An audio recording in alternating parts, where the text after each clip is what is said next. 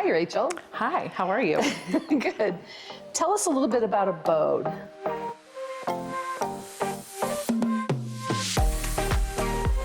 My husband Rob and I started Abode Luxury Rentals over 18 years ago. And yeah, now we have this business where we manage around 200 properties between Park City, Utah, Jackson Hole, Wyoming, and Sun Valley, Idaho. And we have staff of over 50 people. Wow. The one idea that we had when we started is that we knew for sure we wanted to manage luxury properties. So we did stick with that all the way through. And I would say that's been like a huge secret to our success.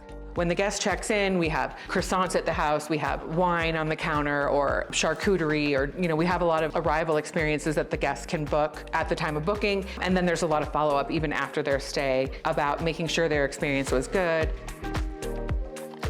On the software that we were on before Guesty, we were on it for 15 years. Over the years, there were a lot of issues that we saw. And so from our team, we were hearing a lot that they wanted something more intuitive, less clunky.